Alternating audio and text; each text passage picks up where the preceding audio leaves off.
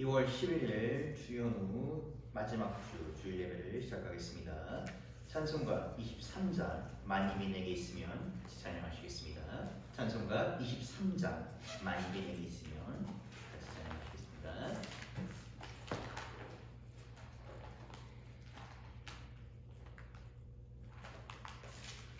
찬송가 23장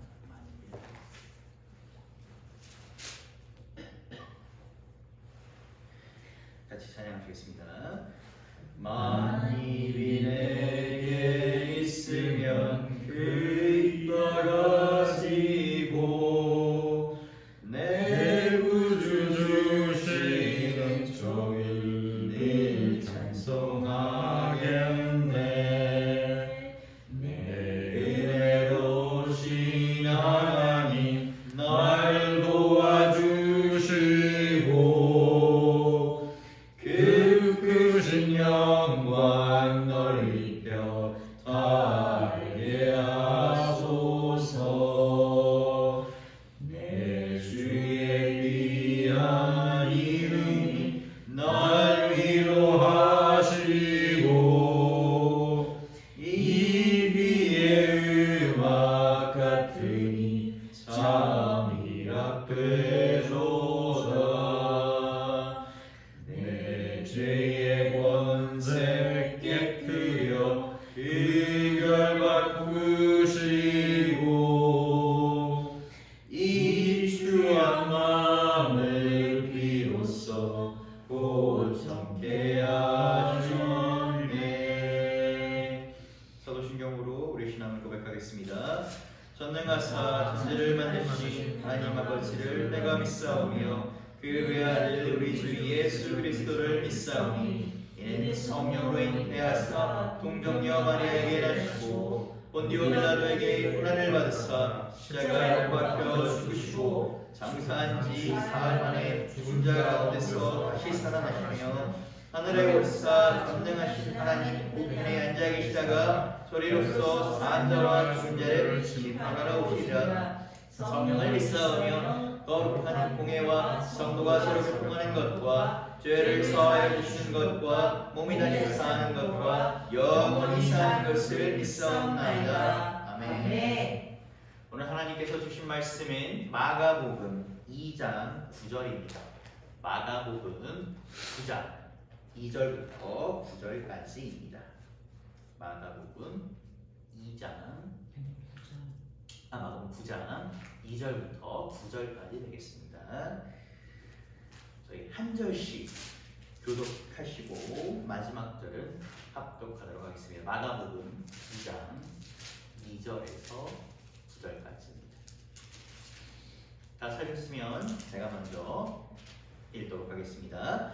엿새 후에 예수께서 베드로와 야고보와 요한을 내리시고 따로 높은 산에 올라가셨더니 그들 앞에서 변형되사 그 옷이 광채가 세상에서 빨래하는 자가 그렇게 피할 수 없을 만큼 매우 희어졌더라. 이에 엘리야가 새와 함께 그들에게 나타나 여호와와 더불어 말하거늘 베드로가 예수께 고하되 랍비여 우리가 여기 있는 것이 좋사오니 우리가 초막셋을 짓되 하나는 주를 위하여 하나는 모세를 위하여 하나는 엘리야를 위하여 하사야 하니 이는 그들이 몹시 두려워하므로 그가 무슨 말을 할지 알지 못함이더라.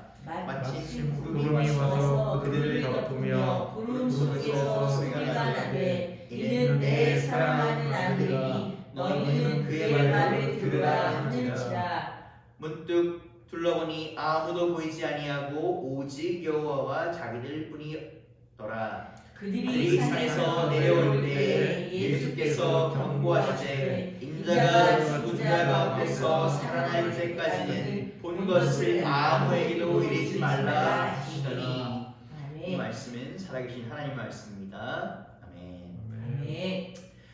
자, 오늘은 저희가 산 아래에도 계신 그리스도라는 주제로 설교를 하고자 합니다.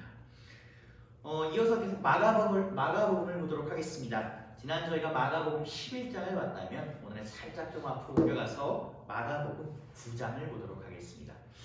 이제 마가복음 9장을 볼 텐데 마가복음 9장을 보게 되면 오늘 2절에서 저희가 오늘 2절의 시작은 어떤 일련의 사건을 거친 후에 예수님께서 제자들을 데리고 앞산으로 올라가셨습니다. 보통 우리가 공간복음서라고 하는 마태복음, 마가복음, 누가복음은 이 사건의 순서대로 역사적 사건의 순서대로 예수님의 제자들이던가 혹은 예수님의 제자들로부터 들은 기자들이 이렇게 순서대로 기록한 사건입니다. 근데 물론 이 장수간에 시간의 차이가 좀 있고 공백의 좀 차이가 있긴 한데 요 9장의 시작은 우리가 앞에 2절을 보게 되면 엿새 후에라고 되어 있습니다. 그러므로 앞선 8장과의 간격이 그렇게 길지 않구나라는 것을 볼 수 있습니다. 엿새 후입니다. 우리가 어떤 엿새라고 하면 6일인데 6일 정도면 이제 일주일이 안 된 기간이니까 어떤 앞에 좋은 일이 있던 나쁜 일이 있던 그 사건이 머리에 어렴풋이 기억되는 어렴풋이면 좀 더 될 수도 있겠죠. 어떤 사람과 좋은 일이 있다면 그 좋은 감정이 조금 더 마음속에 남았을 수 있겠고 좀 다퉜다면 우리가 앞에서 화해하는 척을 했다면 표면적으로는 화해했지만 내면적으로는 그 사건을 기억하게 되는 한 그 정도 시간이라고 보시면 되겠습니다. 마찬가지로 예수님과 제자들도 일련의 사건이 있습니다. 그러면 우리가 이 9장을 시작할 때 앞에 일련의 사건이 무엇인지에 대해서 돌아볼 필요가 있습니다. 우리가 앞에 마가복음 8장 27절부터 32절까지 사건이 쭉 나오는데 우리가 여기 31절부터 33절까지만 제가 읽어드리도록 하겠습니다. 인자가 많은 고난을 받고 장로들과 대제사장들과 서기관들에게 버림받되어 죽임을 당하고 사흘 만에 살아나야 할 것을 비로소 그들에게 가르치시되 드러내놓고 이 말씀을 하시니 베드로가 예수를 붙잡고 항변하매 예수께서 돌이키사 제자들을 보시며 베드로를 꾸짖어 이르시되 사탄아 내 뒤로 물러가라. 내가 하나님의 일을 생각하지 아니하고 도리어 사람의 일을 생각하는도다 하시고 라고 나옵니다. 이 앞에 일어난 사건은 우리가 마태복음에 나와 있습니다. 일전에 그 설교할 때 말씀드렸는데 예수님께서 내가 누구냐라고 제자들에게 물으실 때 제자들이 머뭇머뭇하고 아무도 대답을 못할 때 우리 베드로가 뭐라고 합니까? 주는 그리스도시요 살아계신 하나님의 아들이라 라고 이렇게 고백을 합니다. 이는 성경에서 굉장히 훌륭한 고백인데 제가 그때 설교할 때 말씀드렸습니다. 그럼에도 불구하고 이는 뭐다? 불완전한 고백이다. 제자들은 아직 이렇게 말로는 얘기를 하지만 예수 그리스도께서 누구신지 잘 모른다라고 얘기를 드렸습니다. 마가복음에서도 이 마태복음이라는 그대로 사용을 합니다. 그리고 나서 근데 이 뒤에 이어서 예수님께서 뭐라고 하십니까? 내가 십자가에 달려서 죽임을 당하고 모든 죄를 내 피로 씻고 나서 내가 죽은 자 가운데서 부활할 것이다 라고 얘기합니다. 그러니까 이 제자들이 앞에 본인들이 예수님은 그리스도시오라고 얘기했지만 그리스도의 사역에 대해서 이해할 수 없었기 때문에 당연히 이해할 수 없는 게 어떻게 보면 당연한 그 당시는 당연한 일일지도 모릅니다. 그렇기 때문에 베드로와 제자들이 뭐라고 합니까? 예수님 그게 무슨 말이십니까? 라면서 항변하며 예수님을 붙잡습니다. 아마 이 제자들의 마음속에는 약간 화도 날 테고 배신감도 났을 것입니다. 생각을 해보시면 우리 마가복음에서 예수님께서 제자들을 모으실 때 12제자 중에 초기 4명의 제자들이 어부였음에도 불구하고 배와 그물과 부모도 버리고 따랐습니다. 그들은 모든 것을 버리고 따랐는데 갑자기 십자가에서 돌아가심으로 내가 모든 것이 완성될 것이다.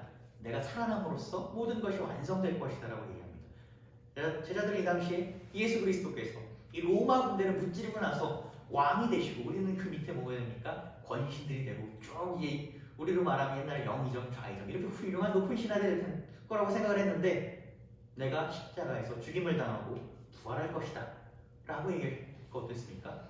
참 속상하고 황당했을 것입니다. 아니 무슨 얘기를 하는 거야 지금? 우리가 당신을 어떻게 따랐는데? 라는 속에 속상함도 묻어났을 것입니다. 그런 제자들을 대표적으로 베드로죠. 베드로를 꾸짖으십니다. 뭐라? 사단아 물러가라라고 얘기하십니다. 이제 뒤에도 한번 말씀드리겠지만 그 마가복음에서는 이 마가복음의 저자는 마가입니다. 이 마가라는 인물은 베드로의 제자였으며 사도 바울의 제자였으며 바나바의 조카입니다. 이 사람은 사도는 아니었지만 예수님의 사역을 근처에서 본 사람이었고 또 이 사람이 마가복음을 기록할 때 예수님의 그리스도의 사역과 이것을 알지 못하는 제자들의 모습을 대비돼서 보여주는 것을 마가복음에 많이 담아왔습니다. 그래서 이 장면도 보다 제자들이 이해하지 못하는 자녀들 하나라고 보실 수 있습니다. 그리고 제자들의 대표격인 베드로가 많이 여기서 우리가 보면 어떻게 이런 일화가 나오는 것으로 우리로부터 많은 본의 아니게 약간 지적을 받는 그런 상황이 되고 있습니다. 자, 마가복음 그럼 이어서 가겠습니다. 그러면 아까 말씀드렸듯이 6일이 지났습니다.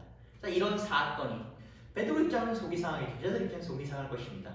사단아 물러가라는 얘기를 들었으니 그 사건이, 그 기억이 아직 다 사라지지 않고 마음에서 울컥울컥 생각날 때쯤, 그때쯤이라고 생각하시면 되겠습니다. 자, 9장 2절 읽겠습니다. 엿새 후에 예수께서 베드로와 야고보와 요한을 내리시고 나로 높은 산에 올라가셨더니 그들 앞에서 변형되사 라고 나왔습니다. 앞서 말씀드린 것처럼 6일 후에 산 위로 올라가십니다. 우리가 항상 얘기 드리지만 성경을 우리가 최대한 원뜻대로 이해하시려면 원뜻에 가까운 성경을 읽으시는 게 좋습니다. 무슨 얘기냐? 물론 우리가 다 헬라어 성경을 보기는 어렵겠지만 헬라어 원문을 살짝 살펴보시면 우리가 성경에서 기자들이 요 메시지를 전달하고 싶구나라는 것을 좀 더 정확히 알 수 있습니다. 헬라어 원문을 보게 되면 요 구절만 딱 보게 되면 예수께서 베드로와 야고보와 요한을 데리고 산에 올라오셨다는 구절을 이렇게 묘사합니다.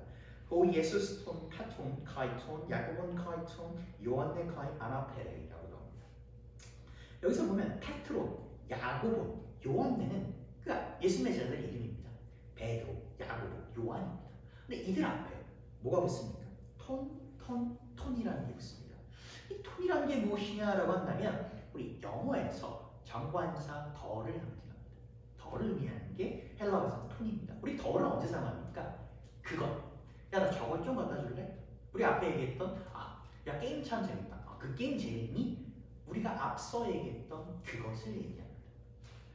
근데 되게 신기하게 불구하고 이 헬라 원문에는 그 베드로, 그 요한, 그 야고보라고 지칭합니다. 앞서 우리가 마가복음 8장과 이어보면 그 사건이 지난 지 6제부터 지나지 않아서 그 예수님과 그 약간의 얼굴을 붉혔던 다툼을 벌였던 베드로와 야고보와 그 요한을 내리시고 예수님께서 올라가십니다. 그들 마음에 속상함이 있을 걸 아시고 그들을 데리고 산 위에 올라가셨다라고 보시면 되겠습니다. 그럼 왜 하필이면 야고보와 우리가 베드로와 요한일까요? 앞서 우리가 그 마가복음에서 1장에서 봤듯이 이 세 명은 예수님의 초창기, 예수님 12제자들 중 아주 초창기 멤버입니다. 이들은 그 부분 뭐라고 나옵니까? 시몬 베드로, 세메대의 아들 야고보, 그리고 요한이라고 나오는 것입니다. 아무래도 그 12명 중에서도 우리가 초기 그 3명, 4명이었을 테니까 그 사이에서 우리가 강한 좀 발언권을 가졌다, 영향권을 가졌다라고 추측할 수가 있습니다. 또한 이 3명은 12제자를 상징한다 라고 이렇게 볼 수도 있습니다. 자, 그렇게 예수님께서는 이 3명의 제자들과 산에 오십니다. 뭐 얼마나 가셨는지는 잘 모르겠지만 정상에 오르시니 보셨다, 모습이 변형되셨다. 이 영어 성경에서는 뭐라고 나오냐면 이 변형되다를 transfigure라고 나옵니다. 이 transfigure에서 이 trans라는 단어는 접두어인데 어떤 접두어냐면 A가 B로 형태가 바뀌는 것을 나타낼 때 우리가 사용되는 접두어입니다. 뭐 예를 들어 사용해보자면 액체인 물이 기체인 공기로 바뀌었을 때 우리가 trans라는 걸 사용할 수 있게. 또 우리가 성경에서 보면 많이 흔히 나오는 거죠.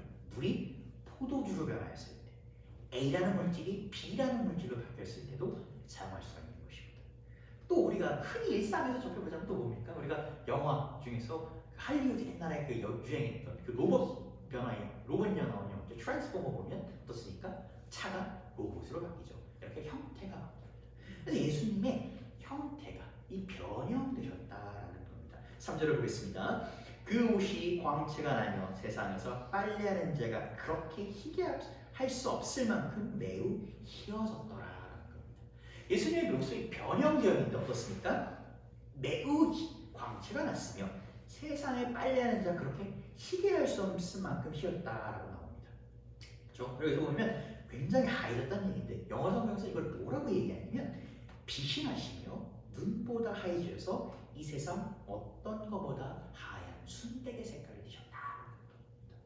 우리가 보통 빛이 나다라고 하면 어떻습니까? 우리 연예인들을 보게 되면 뭐죠? 후광이 나다, 광채가 나다고 하죠. 그걸 생각하시면 됩니다. 근데 그렇게 우리가 생각할 수 있는 범주라면 그 우리가 생각할 수 있는 범주를 뛰어넘는 순백의 비전, 이 세상에서 볼 수 없는 것이었다라고 나옵니다. 우리가 그것이 무엇인지는 정확히 추측할 수는 없습니다. 그러나 우리가 성경에 보게 되면 몇 가지 암시하는 사건들이 있습니다. 요한일서 1장 5절을 보게 되면 우리가 흔히 하나님과 예수님을 뭐라고 얘기합니까? 빛으로 얘기해요. 요거에 대한 얘기가 나옵니다. 요한일서 1장 5절 읽어드리겠습니다. 우리가 그에게서 듣고 너희에게 전하는 소식은 이것이니 곧 하나님은 빛이시니 그에게는 어둠이 조금도 없을 것이니라. 단 1%의 어둠도 없는 빛이다. 그 하나님의 모습이라는 겁니다. 그럼 이걸 제가 왜 읽어드렸냐면 이 하나님의 모습이 곧 뭐다? 예수님의 모습이다라는 것입니다.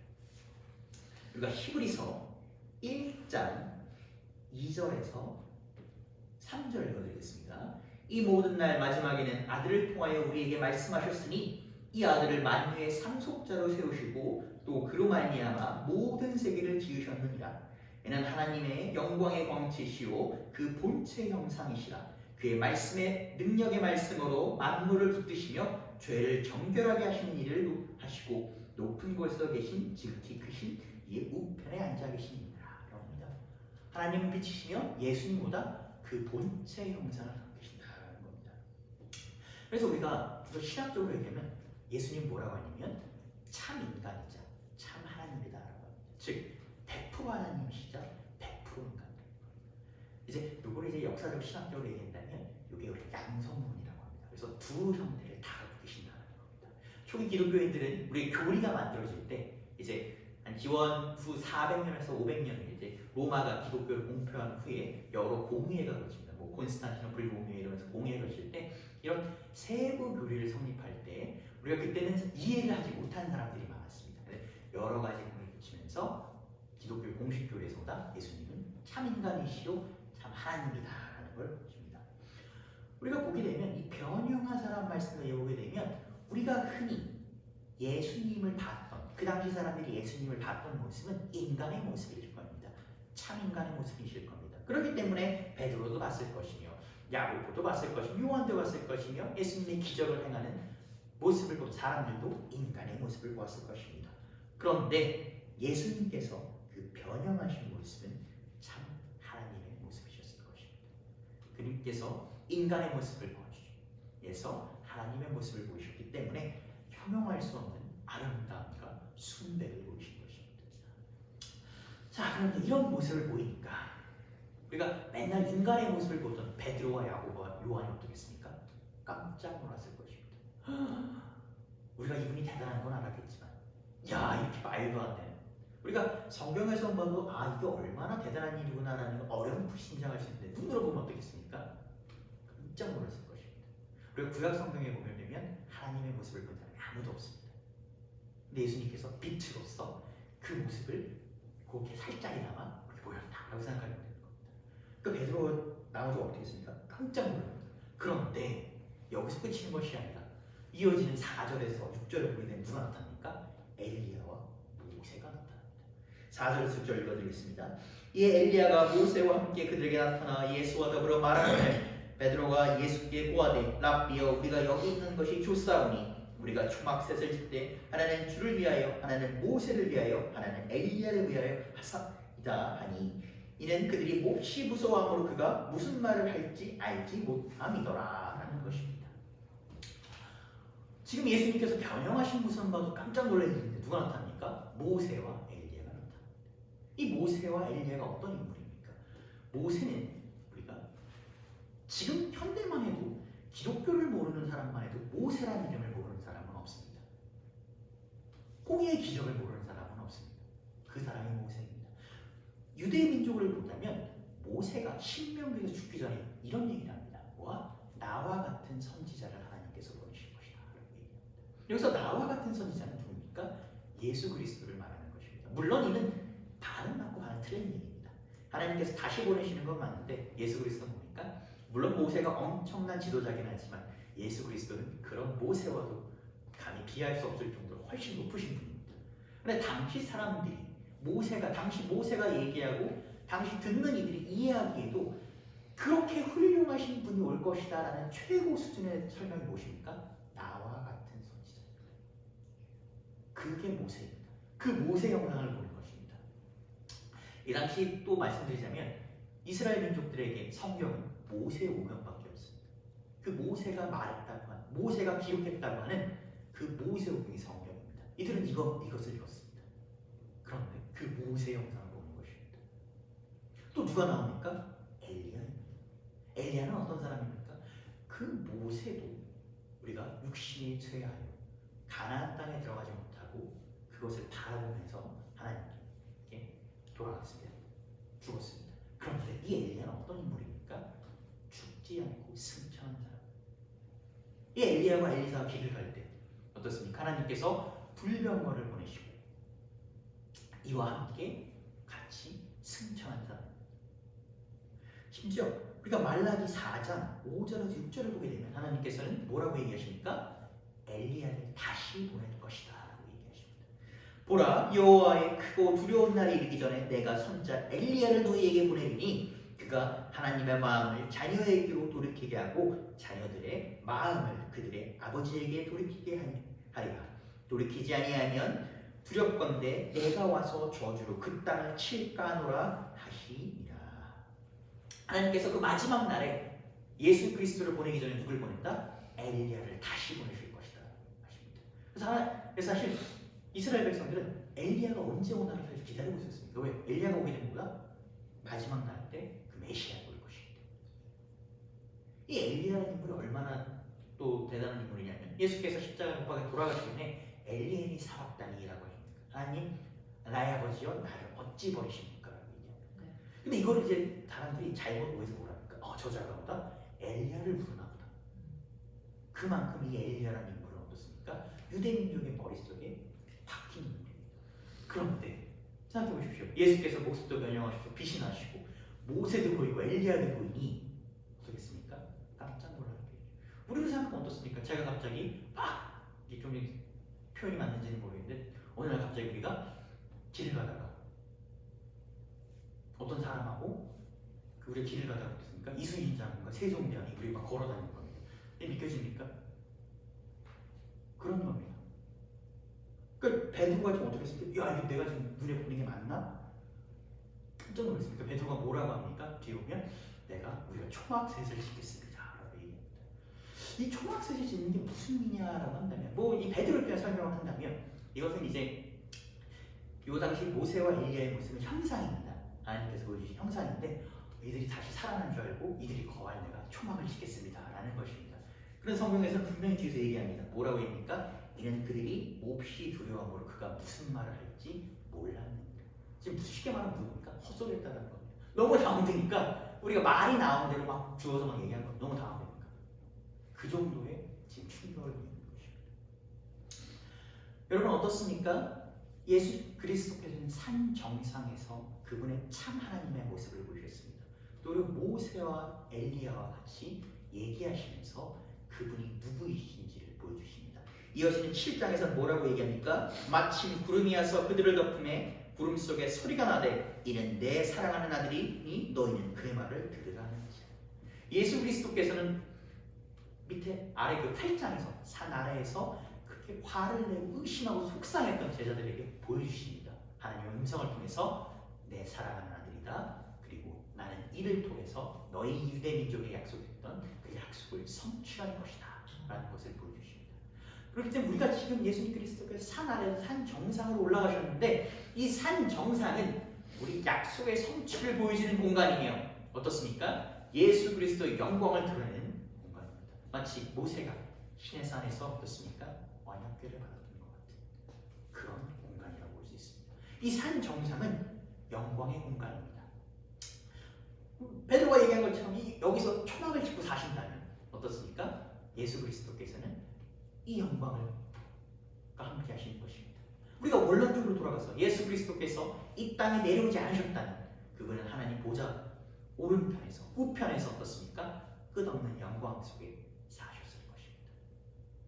그런데 예수 그리스도께서는 어떻게 하십니까? 그 영광의 보좌를 버리고 이 땅에 내려오십니다. 마찬가지로 오늘에서도 산 정상에 머무르셨습니다. 제자들에게 보여주시고 그 약속의 성취를 들려주시고 그들의 흔들리는 믿음을 붙잡아 주시고 다시 어떻게 하십니까? 산 아래로 내려오십니다. 생각해 보십시오. 우리가 11절에서 호산나라고 했지만 말씀드렸습니다. 어떻다? 13장 14절에서는 13장과 14장에서는 어떻다? 끊는 시련과 십자가의 그 십자가 단순히 죽음 정도가 아닙니다. 끔찍한 고통과 고난과 그 예수님의 사역이 기다리고 있습니다. 멍이 하시면서 다시 산 아래로 향하십니다. 오늘 마가복음 9장 8절에서 9절 읽어드리겠습니다. 문득 둘러보니 아무도 보이지 아니하고 오직 예수와 자기들 뿐이었더라. 그들이 산에서 내려올 때 예수께서 경고하시되 인자가 죽은 자 가운데서 살아날 때까지는 본 것을 아무에게도 이기지 말라 하시니. 아멘. 우리 예수께서는 산으로 내려오십니다. 그러면서 아무도 너한테도 이기지 말라라고 하십니다. 가끔가다 그런 생각이 듭니다. 물론 우리 인간적인 생각으로 예수님께서 막 이 기적을 막 보이시고 그죠? 우리가 그런 얘기 하지 않습니까? 십자가에서도 막 못 박혀서 갑자기 내려오시고 그죠? 이렇게 얘기를 하셨다면 이스라엘 사람들이 믿었을까? 사역이 더 쉽게 되었을까? 물론 말도 안 되는 얘기입니다만 우리는 가다 그런 생각을 하곤 합니다. 인간적인 사고를 하는 거죠. 우리가 그런 인간적인 사고로 그런 생각을 하는 것은 뭐 우리의 기준을 보면 틀렸다고 할 수는 없습니다. 그것은 우리가 인간으로서 할 수 있는 사고입니다. 그러나 예수께서는 무엇을 하십니다? 그분이 성취하고자 하는 것은 우리와 다르다. 사단의 생각이라고 얘기하십니다.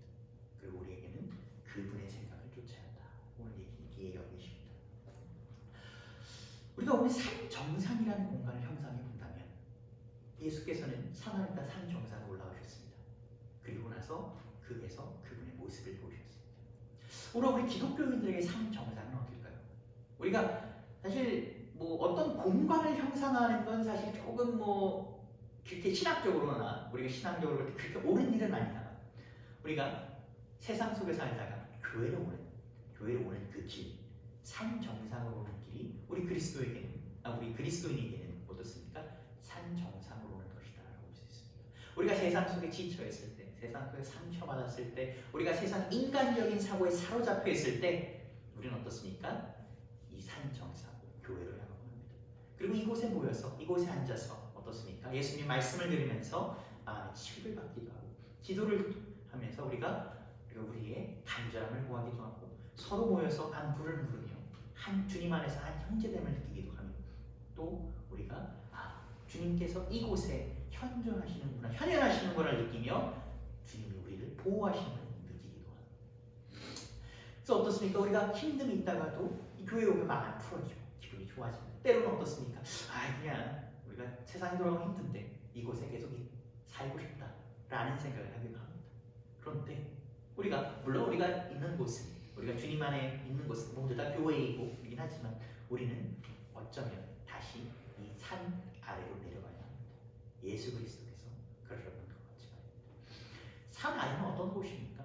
우리에게 많은 고난이 기다리고 있습니다. 다시 힘듦이 기다리고 있습니다. 우리가 산 정상에서 은혜 받고 우리가 그런다 할지라도 우리가 산 정상 문턱을 나눠서는 그 순간부터 그 은혜는 조금씩 잊혀질지도 모르며 우리에게 현실적인 힘듦과 고통이 우리를 암습할 것이며 우리를 지배할지도 모릅니다. 그럼에도 불구하고 우리는 산 아래로 한 발짝 내려갑니다.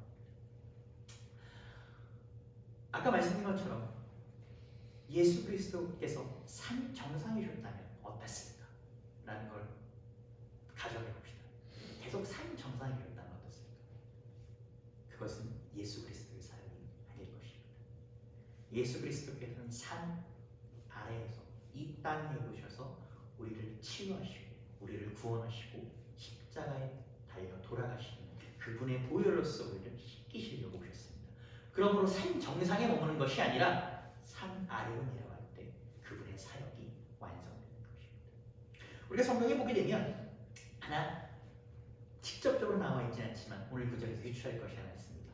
예수 그리스도께서는 산 정상에 갈 때, 산 아래로 갈 때 전부 다 제자들과 함께 하십니다. 상황상 보게 되면 제자들이 앞으로 가겠습니까? 예수님께서 앞으로 가셨겠습니까? 아마 예수 그리스도께서 앞장하실 것이고 제자들이 뒤따랐을 것입니다. 제자들은 사실 가기 싫었을 수도 있습니다. 한 정상에. 산 산 정상에도 앞에서 산 아래로 고난을 맞이하실 때도 앞장서십니다. 마찬가지입니다. 우리가 지쳐서 예수 그리스도께 치유받고 우리 아픔을 내려놓고자 이 산 정상에 향할 때도 그리스도께서는 우리와 함께 하십니다. 우리 앞에 서십니다. 우리 앞에 서십니다. 그리고 우리가 다시 고난과 싸우러 예수 그리스도 안에서 승리하러 이 산 아래로 내려갈 때도 주님은 함께 하시는 우리 앞에 서십니다. 우리 기도할 때 어떻게 하십니까? 예수 그리스도께서 먼저 그곳에 가 계신다라고 기도합니다. 우리가 예배 자리에 나와서 마음의 치유를 받고 주님께서 주신 평안을 받고 이것이 아까 말씀드린 일주일을 살아갈 때 점점 지나가면서 흐려집니다. 점점이 아닐 수도 있습니다. 나가는 바로 없어질 수도 있습니다. 그러나 여러분의 삶에 어떤 힘듦이 있고 어떤 고난이 있을지라도 주님께서는 함께 하십니다. 앞장서십니다. 그리고 그분이 여러분과 함께 산 아래에서 그분의 사역을 하시며 여러분과 함께 승리하십니다.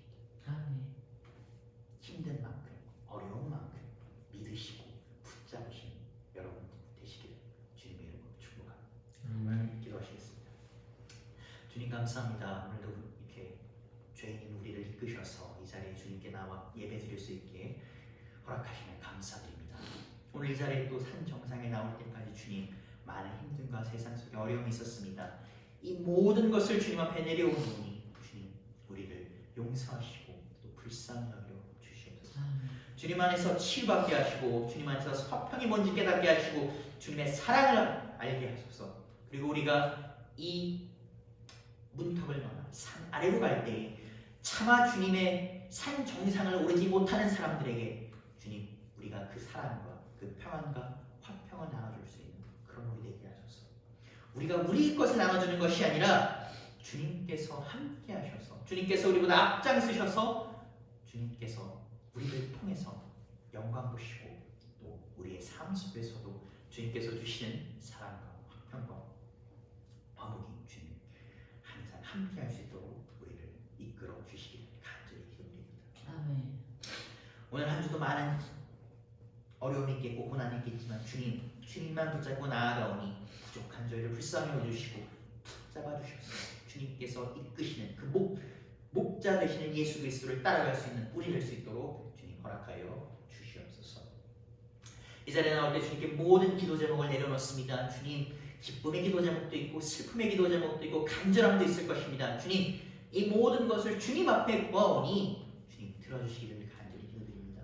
세상에 말하는 것은 세상 사람들에게 얘기하는 것은 주님 흩어집니다. 그러나 주님께 내 간절히 내 모든 것을 내려놓고 구하오니 내 무릎을 꿇고 구하오니 주님 나의 부모님 되시는 나의 어머니 되시는 나의 아버지 되시는 주님 나의 모든 것 되시는 주님께서 틀어주시기를 간절히 기도드립니다. 주님 또 이 자리에 나올 때에 주님을 사모하여서 주님 예물을 들고 나왔습니다.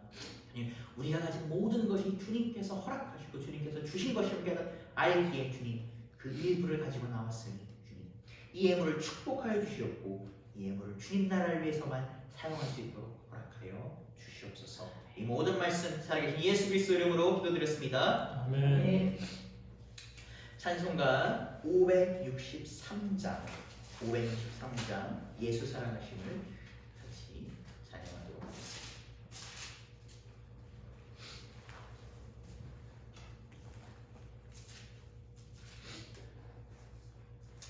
563장 예수 사랑하심입니다. 제가 찬양을 하게 되면 좀 사견을 저의 그냥 제가 설교할 때 개인적인 얘기하는 걸 그렇게 좋아하진 않는데 개인적인 잠깐 해드리냐면 저는 그 학교 다닐 때는 사실 교회를 이렇게 정기적으로 막 열심히 막 그러진 않았습니다. 뭐 유학을 가서 그런 것도 있고 뭐 여러 가지 이유도 있겠지만 그랬는데 제가 항상 어렸을 때 제가 이제 사역을 시작하고 목회를 시작하고 나서 항상 찬송가를 하게 되면 이 어렸을 때 제가 사실 누가 저한테 이 찬송가를 이렇게 들려주셨는지 솔직히 기억은 안 납니다. 그 인물이 누군지는 정확히 잘 모르겠는데 이 563장이 제 기억이 납니다. 그래서 마찬가지로 제가 이 얘기를 왜 드리냐면 저도 이제 그 교회에서 있다 보면 그 이전에 있을 때 교회 학교를 하다 보면 사실 요즘 애들이 교회 잘 안 나갑니다. 예, 요즘 잘 안 나갑니다. 그리고 학업에 밀리고 여러 가지 밀려서 사실 잘 나오지 않습니다. 그때 막 이제 할머니 되시는 권사님들이 막 되게 애타게 하세요. 우리 전사님이 애가 교회 좀 나가야 어떻게 할까? 그러면서 저는 심지어 저한테 저는 영어 좀 가르친다고 애가 나올까 이러는데 그러다고 나올 수 있겠습니까? 어쨌든 그렇게 얘기를 하십니다. 그런데 제가 항상 드리는 말씀이 있어요. 권사님 너무 초조해하지 마세요. 모든 것은 때가 있습니다. 우리는 그때를 알지 못해요. 예수 그리스도께서 그때를 아십니다. 그 대신 권사님께서 해주실 것이 하나 있습니다. 기도해 주시고 또 아이에게 뭐 아이가 몇 살인지는 모릅니다. 그 애가 나이 따라 다르겠지만 찬송가 하나 정도는 반복해서 들려주시고 한 구절 정도는 성경 여러 개만 해주시면 안 돼요. 기억 못해요. 애들 공부하는 바빠서 기억 못합니다. 한 구절 지속해서 들려주시고 찬송 하나만 해주십시오. 그게 기억이 납니다. 여러분 이 제 경험에 나온 고백입니다. 이 563장이 그게 기억이 남았어요. 죄송합니다. 사견이요. 그 563장 다시 찬양하도록 하겠습니다. 예수 사랑하심을 성경에서 배웠네. 우리는 약하나 예수 권세만 도다. 날 사랑하신 날 사랑하신 날 사랑하신 성경에 쓰였네. 나를 사랑하시고 나의 죄를 다 씻어 하늘 문을 여시고 들어가게 하시네. 날 사랑하신 날 사랑하신 날 사랑하신 성경에 쓰였네. 내가 연약할수록 더욱 귀히 여기사 높은 보좌 위에서 낮은 나를 보시네. 날 사랑하신 날 사랑하신 날 사랑하신 성경에 쓰였네. 세상 사는 동안에 나와 함께 하시고 세상 떠나가는 날 천국 가게 하소서. 날 사랑하신 날 사랑하신 날 사랑하신 성경에 쓰였네.